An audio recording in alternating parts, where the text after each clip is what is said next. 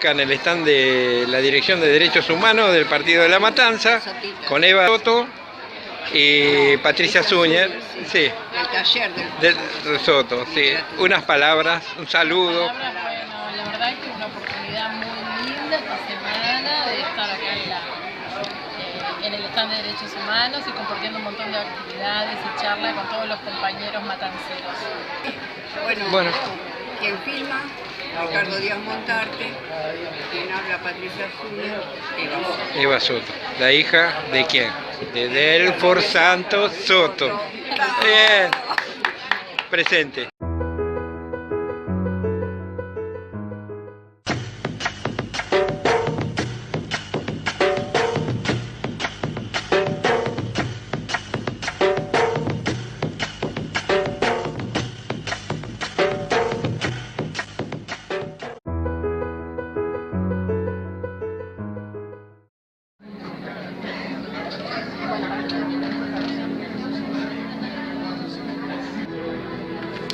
Hola, estamos para el taller literario y cultural de Delfor Santos Soto. Bueno, estamos con Omar Álvarez, que presenta el libro sobre la biografía de la maestra y poeta detenida desaparecida Lucina Álvarez de Barros.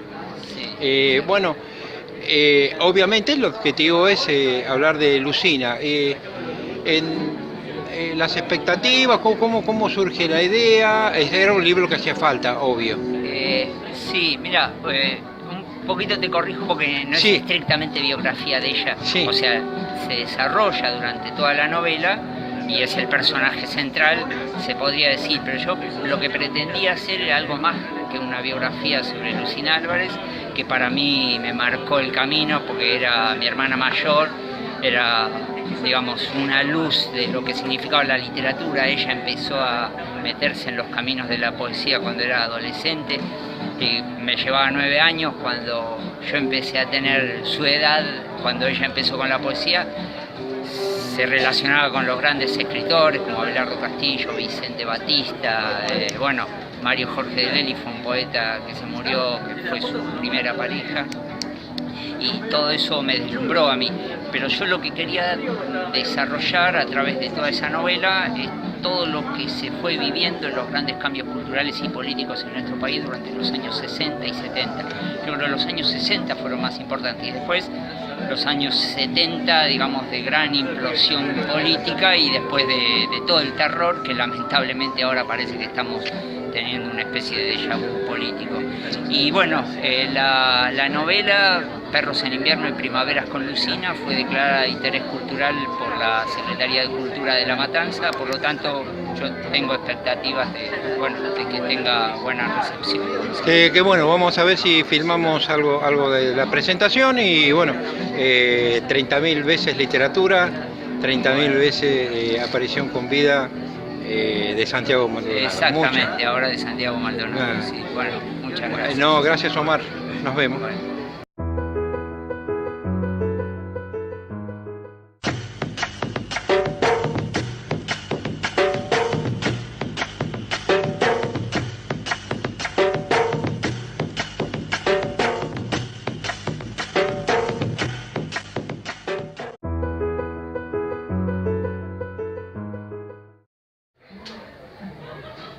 Unos se mueren de frío, otros se mueren de miedo, algunos se mueren de hambre,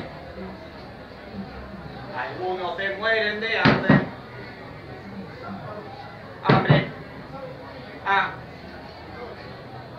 Otros se mueren de cielo, otros se mueren de risa, unos pocos se mueren de che, unos pocos se mueren de che. Qué poca aceptación para la canción, ¿eh? ¡Gracias! Unos se mueren de risa, otros se mueren de hambre, algunos, muy pocos se mueren de che, unos pocos se mueren de che. Mierda, quedé cansado. Usa el micrófono nomás. Ah. Esto.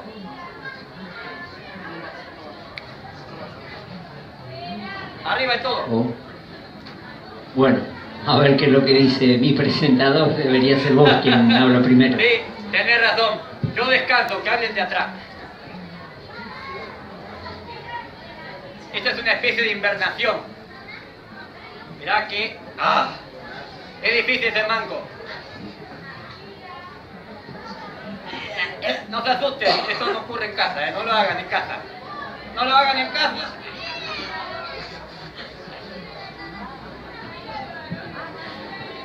Bueno, buenas tardes. Gracias a los valientes por estar en este horario de siesta. Es una gran alegría acompañar a Omar Álvarez, un querido amigo, a presentar su novela testimonial, Perros en invierno, primaveras con Lucina. Y encima, con un agregado, una poeta que realmente yo admiro mucho, con un caminar y todo una belleza esparcida a los 4 rincones de este partido, ya que han sido vecinos de este partido. Lucina ha trabajado en este partido. Agradezco muchísimo la presencia del subsecretario de Cultura, Alejandro Enrique, que está aquí presente con nosotros, al taller literario Delfor Soto, a quien seguramente Lucina conoció porque es un escritor de la época, también lamentablemente detenido, desaparecido, y a la revista y editorial La Welsh. Cuando Omar me dijo que lo acompaña a presentar este libro, yo enseguida dije que sí. Hola, José. Y realmente es un alegrón. La presencia del títere no es casual, ya que Lucina también tenía un gran afecto por los títeres, es lo que me han contado alguna vez. Y gracias, Julián, que también hace el aguante. Y ahí está para los interesados que quieren adquirir el libro.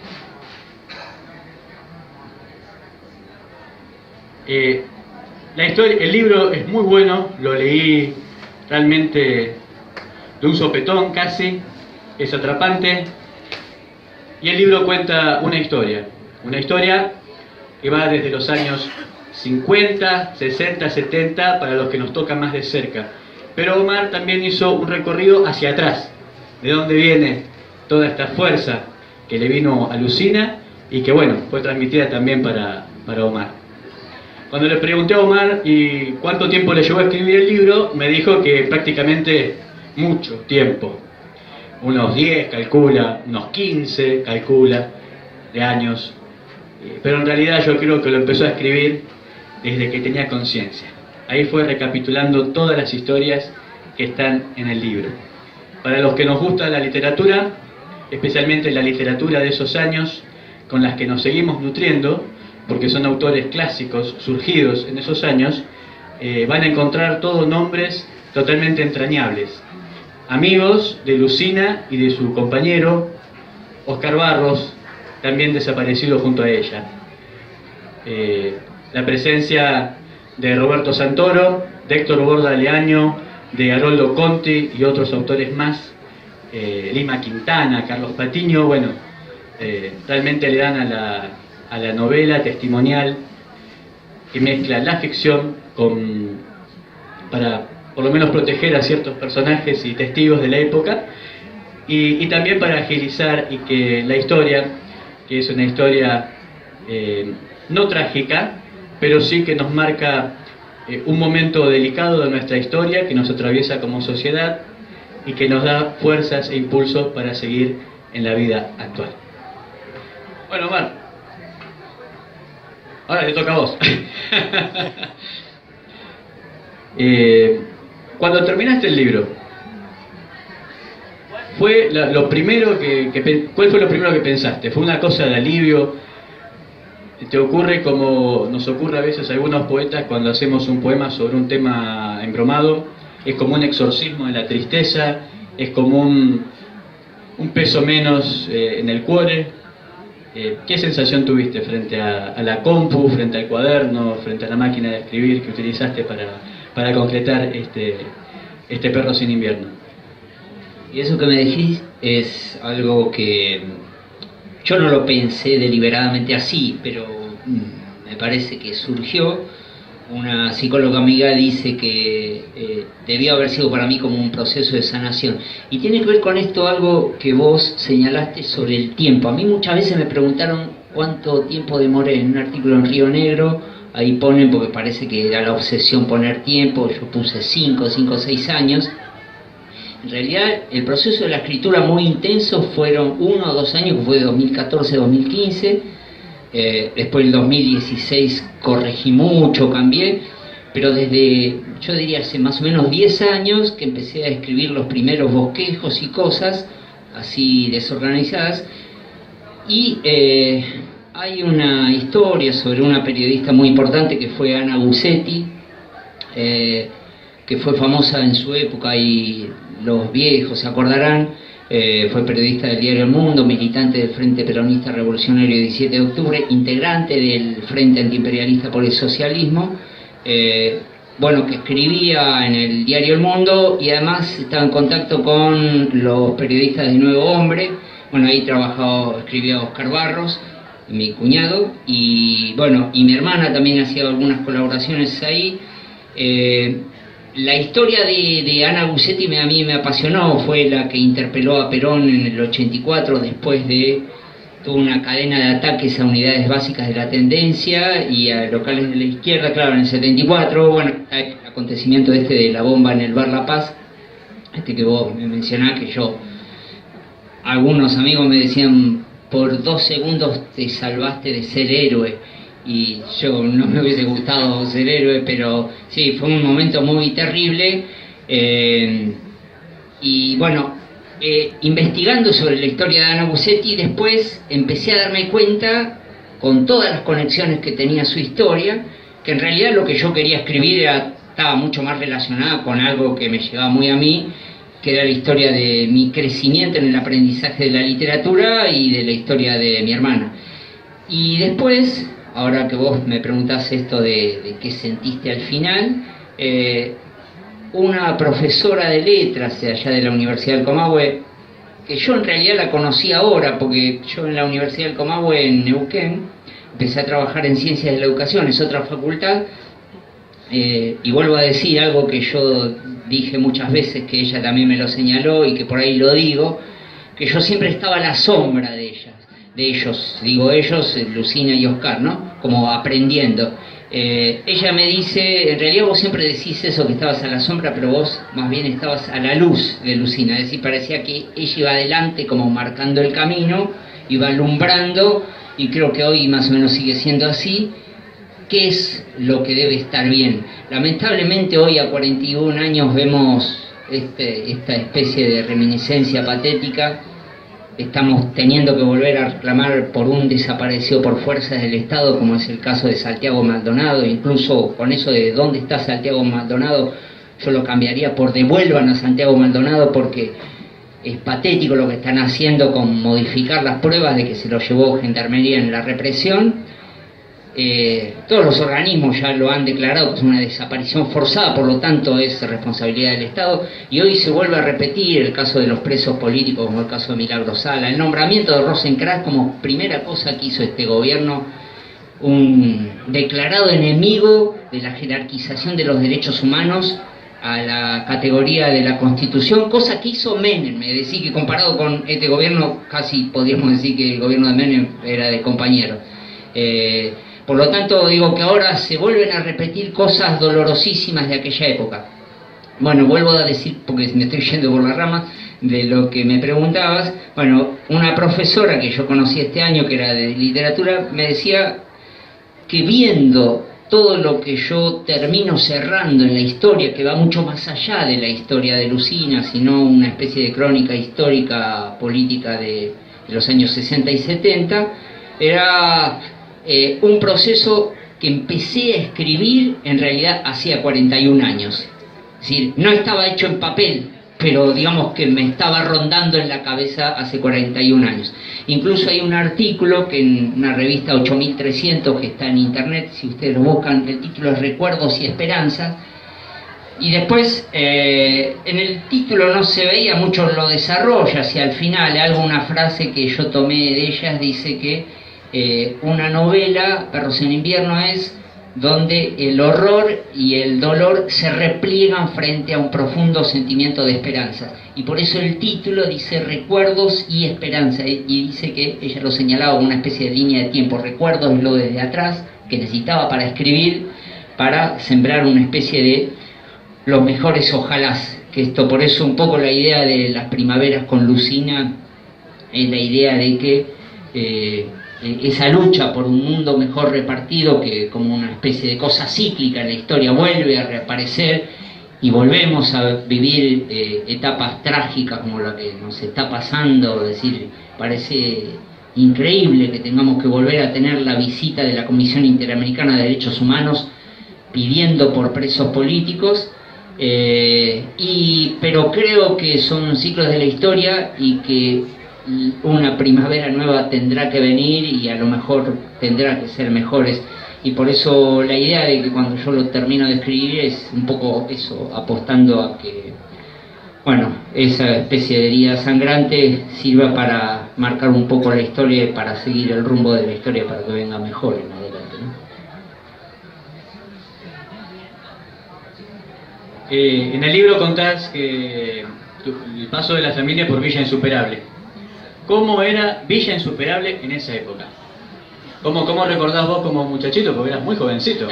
Sí, sí. Bueno, yo hice toda la escuela primaria en la escuela número 5, pero peor me metió mi vieja de prepo cuando yo tenía 5 años. La idea de mi vieja era para que deje de tirar piedras en la calle, y me metió de oyente, y parece que anduve bien, y bueno, y después me fui quedando, y hasta después mi vieja orgullosa, porque salí con las mejores notas y con una medalla en 6º grado era, porque no era 7º grado, y yo por ahí digo, como para entrenar la paciencia en esos años nosotros hacíamos primero inferior y primero superior, cosa que después del 3er año recién estábamos en 2º grado. Yo decía, ¿cómo tanto sacrificio recién 2º grado? Bueno, Villa Insuperable es un poco el barrio de mi infancia.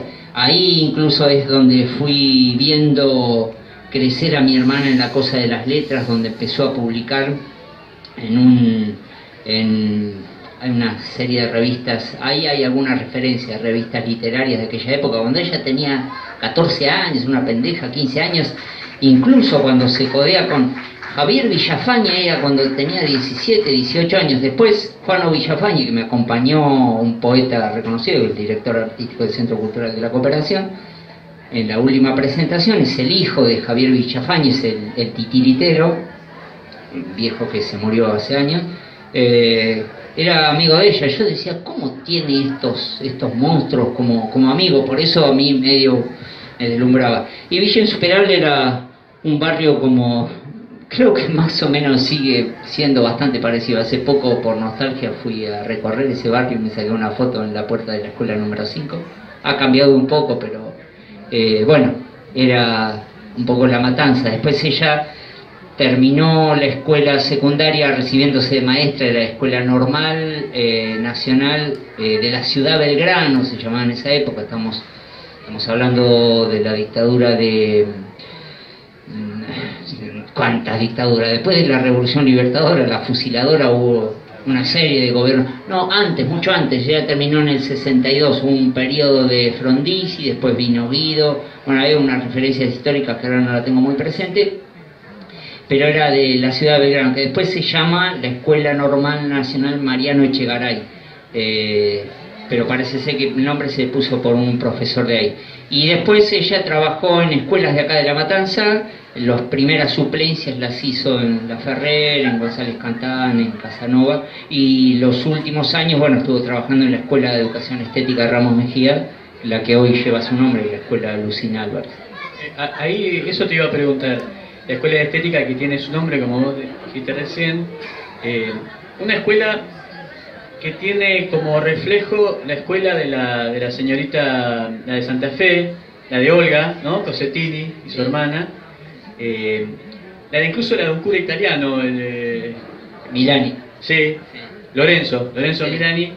Sí. Y bueno, y de Francisco Ferrer, Claro. el español. Sí, ¿no? sí. Pero es una síntesis de una escuela libre, sin estructuras, Exacto. desarrollando la parte artística de los chicos. Sí, sí, sí. Bueno, ahí mezclaste varias cosas. Cartas a una profesora de los alumnos de la escuela de Barbiana, era un pueblito de Italia, que estaban llevados adelante por un cura Milani, que es un libro que se lo recomiendo, que en una época en los 70 se leía mucho y ahora ha quedado en el olvido. Francisco Ferrer y Guardia es un pedagogo anarquista que fue fusilado en el 1909, catalán, que también fundador de lo que en un momento se llamó la escuela moderna, muy distinto de lo que hoy se puede atribuir a este significado de la modernidad. La idea era de la educación en la cooperación y no en la competencia. Hay una referencia a cosas que decía mi vieja, que cuando me acuerdo incluso me emociona por esto, la idea de que su maestro decía que la retaba, la cagaba a pedo cuando ella se apuraba y terminaba bien la tarea, y cómo puede ser que esté mal algo que uno hace bien y que después, muchos años después, ya lo comprende. Pues la idea es esa: si alguien termina primero, no tiene que ir corriendo a decirle al maestro, acá está bien. Si no, vea que está rezagado y se ve que ya comprendió, tratar de ayudarle en la tarea a aquel que viene más atrás.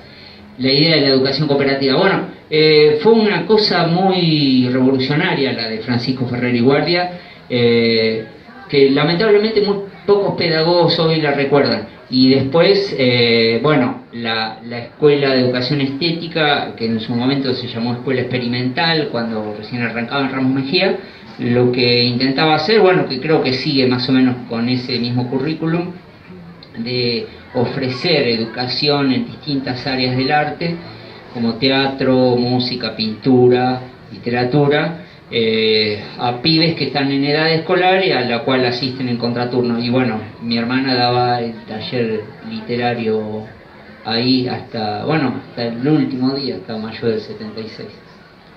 Vos de los trabajos de los chicos del taller literario, contás que fuiste testigo de algunas de las lecturas que tenía tu hermana con tu cuñado, con Barros, y te había impresionado, hasta el día de hoy te quedó la imagen de una lectura en especial de una alumna en su momento y que ahora es una excelente artista, ¿no? Sí, es el caso de Napoleón. Mira, con este libro tengo tiempo porque yo me embalo y acá tendría que contar muchísimas anécdotas. Hay un amigo que dice, vos ya tenés que escribir las adendas de Perros.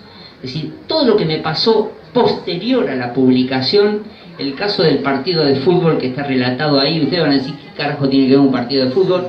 Este partido de fútbol que se jugó el 11 de noviembre, un día después que yo nací, de 1954, es casi idéntico al partido de fútbol por el cual Boca se consagra campeón, en todas las circunstancias casi idéntico. El que pasa, fíjense, el 1 de noviembre, aquel fue el 1-1 del 1-1 del 54, este fue el 1 del 1-1 del 2015. La primera vez que yo escribo la novela en la Dirección Nacional de Derecho de Autor es el 21 de septiembre, casualmente era primavera, hoy hace 2 años. Y el partido de fútbol se jugó después, por lo tanto yo no sabía que iba a ser ese partido, es casi idéntico. Después lo que pasa con Claudio Gavis, el guitarrista de Manal, que relata unas cosas que parece ser idénticas.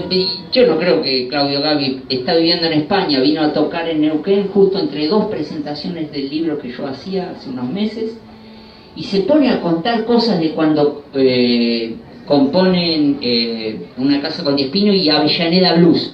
Y lo que está relatando parece el diálogo que está descrito en la novela. Digo, pero este tipo no, que va a haber leído esta novela.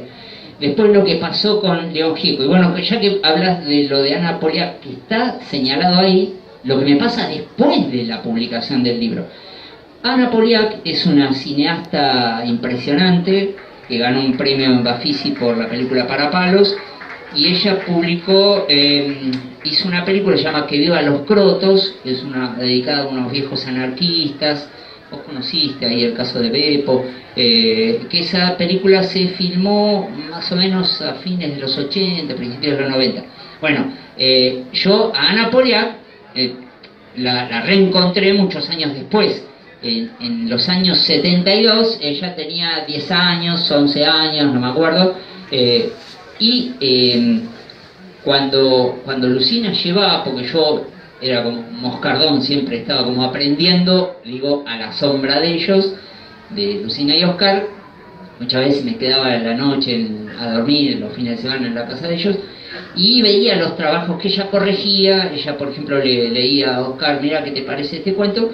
Y yo tenía la imagen grabada de un cuento que decía que ese hombre se quedó mirando al infinito, así, tapándose la cara con los dedos como rejas.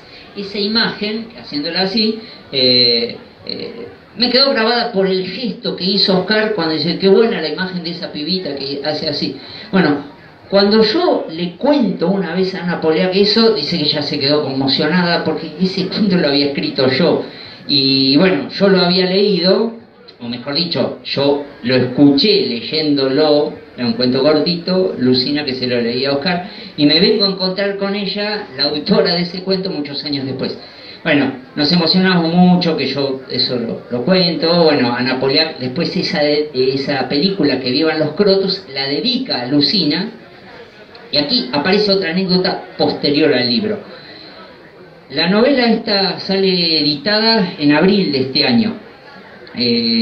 Bueno, los primeros tuvo muy buena distribución en las cadenas de librerías en Distal, en Jenny, Galerna, y después otras más chiquitas, pero estas las principales.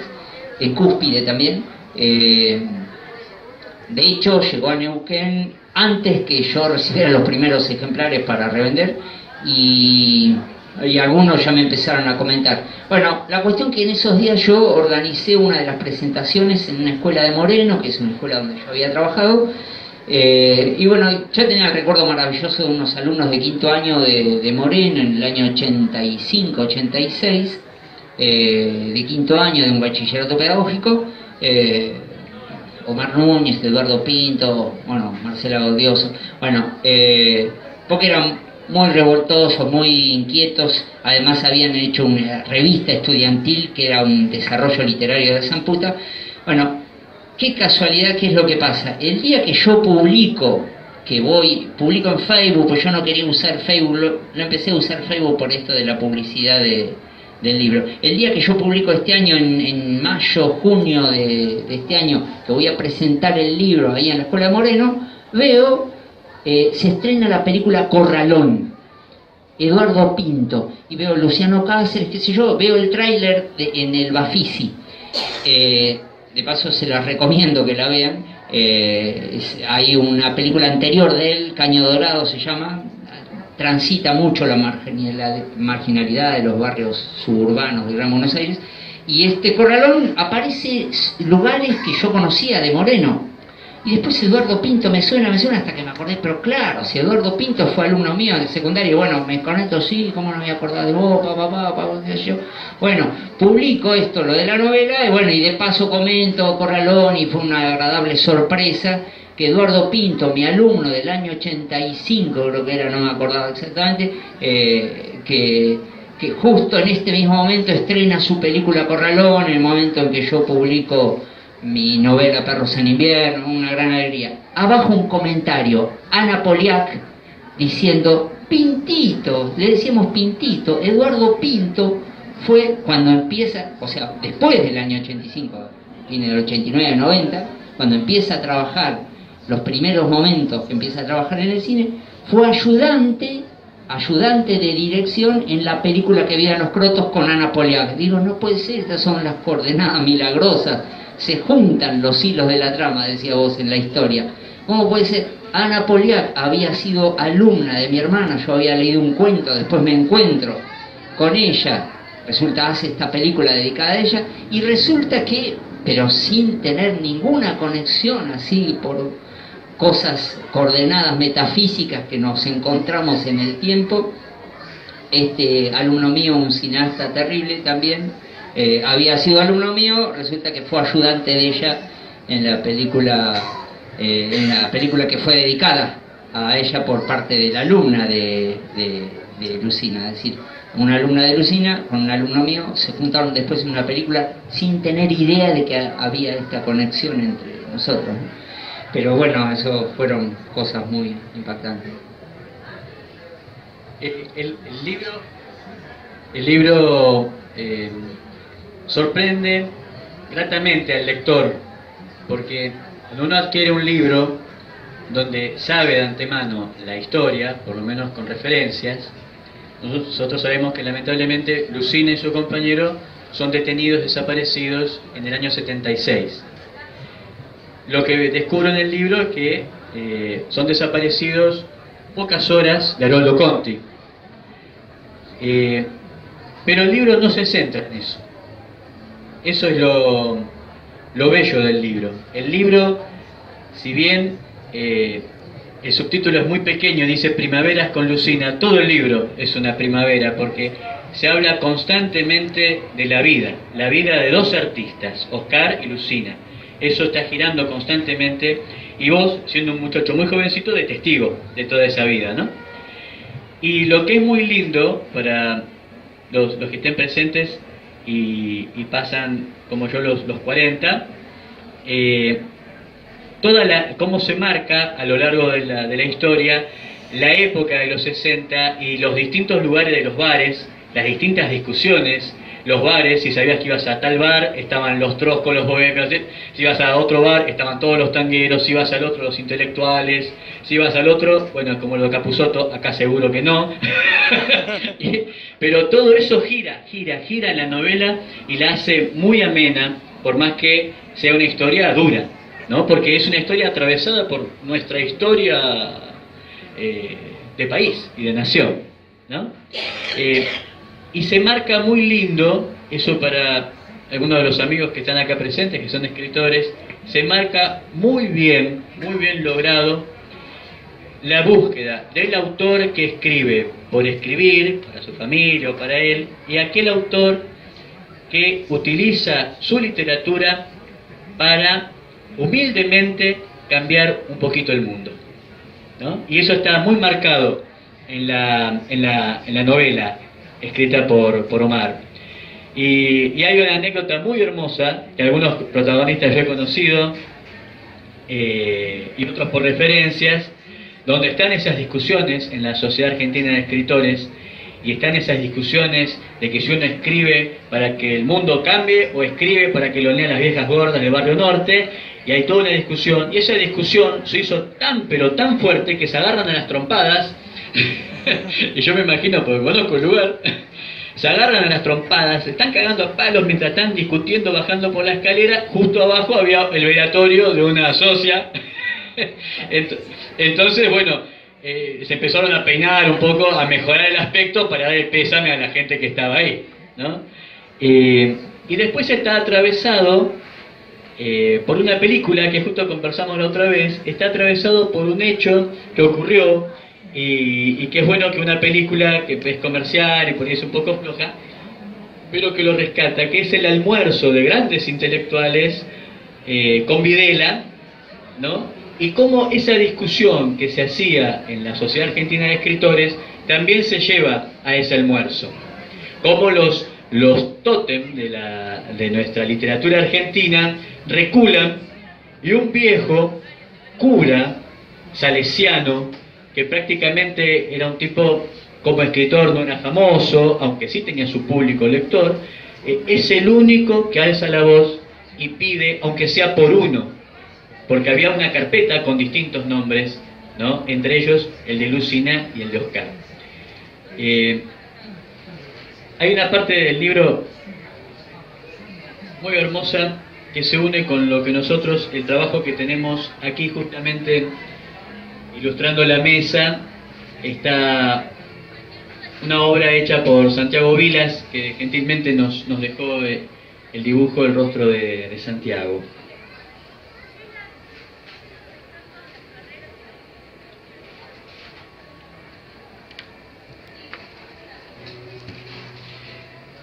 Todo invierno significa que hay una nueva vida al nacer. El invierno suele ser crudo, pero siempre trae una primavera detrás y con ella nuevas flores. Y no es cosa de ciclos nada más. El nuevo comienzo puede y tiene que ser mejor. Yo cuando leí esto, y que es casi la culminación del libro,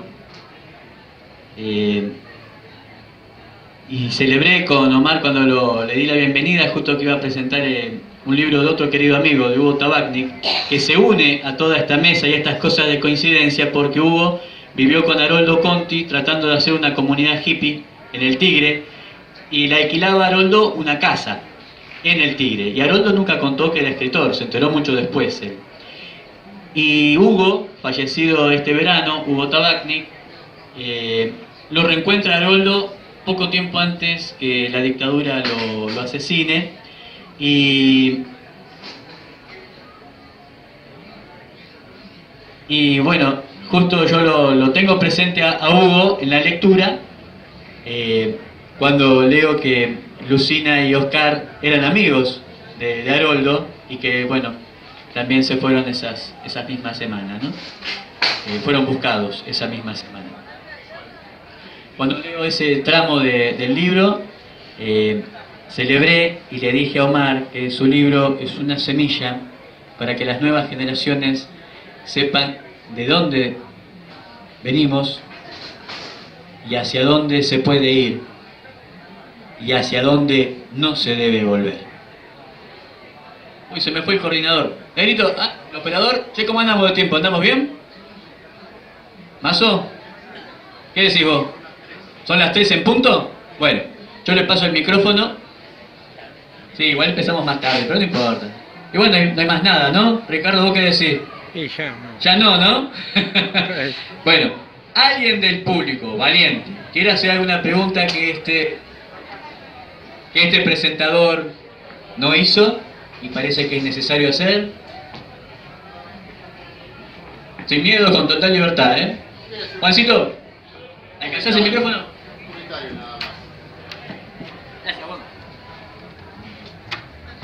Es una especie de comentario personal, una anécdota. En principio, felicitarte por la presentación de este libro, darte la bienvenida aquí en la Feria del Libro de La Matanza. Mi hija estudió en la Escuela de Estética, creo que fue entre el año 2008, 2009, 2010, y en ese proceso, nosotros somos de Casanova, y era un esfuerzo llevar a mi hija todos los días a contraturno, y volver a Casanova, ir a buscarla, pero es un lugar fantástico esa escuela, que permite el desarrollo de las cualidades artísticas de los chicos desde muy chicos, ¿no? Y en ese proceso, en el cual mi hija hacía en el contraturno, en la Escuela de Estética de Ramos, se abre esta posibilidad de ponerle un nombre a la escuela, ¿no? Y yo recuerdo que de los nombres que había propuesto, una terna creo que era, el menos conocido era el de tu hermano. Entonces yo digo, bueno, ¿quién es esta mujer que está... si me preguntan no me acuerdo quiénes eran los dos. Mariana Walsh y Lucina. Eran dos, bueno. Y Atahualpa. Y Atahualpa, eran tres, claro, eran tres. Entonces digo, dos figuras potentes, ¿no? María Elena Walsh, también de Ramos Mejía, y Atahualpa. Y quise indagar.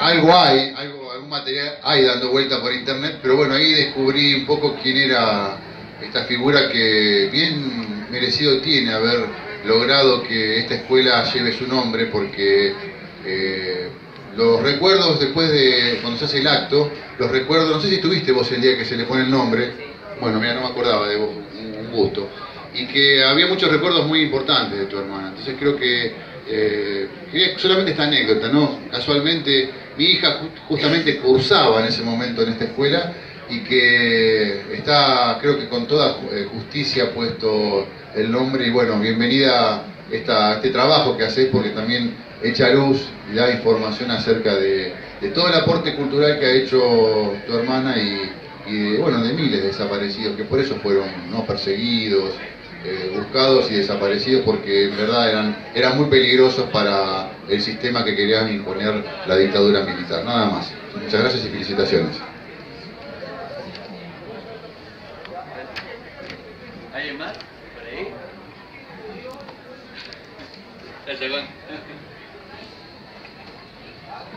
Bueno, el libro se puede adquirir acá en la sala. Ahí está Julián, firme, junto al pueblo. Y también después en las librerías.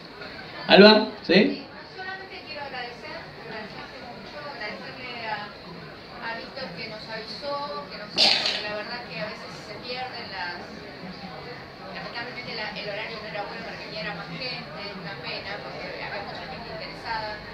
Que gracias a que la escuela de estética lleva el nombre de Lucina, muchos la empezamos a leer en las ediciones que se hizo en el plan lectura de hace unos años, maravilloso plan lectura que pudimos leerla, pudimos investigar, la trabajamos en talleres, por ejemplo, taller que continuamos en la biblioteca popular de acá de San Justo, de Villa Saores, junto con un compañero, y cada vez más gente la lee y la conoce, y esto es un aporte que, bueno, estamos deseosos de leer, pero que no lo hemos podido leer todavía, y le agradecemos mucho.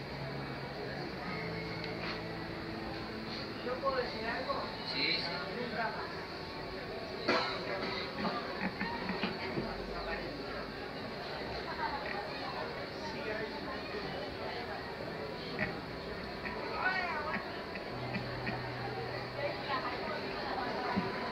Bueno, Mar, después de eso, ¿qué más agregar, no? Es la voz de una señora del pueblo, una vecina nuestra, que resumió todo. Aquellos que pueden adquirir el libro lo pueden hacer hoy. Si no, lo encuentran en librerías acá en Buenos Aires, ¿no? Sí, las librerías que lo han distribuido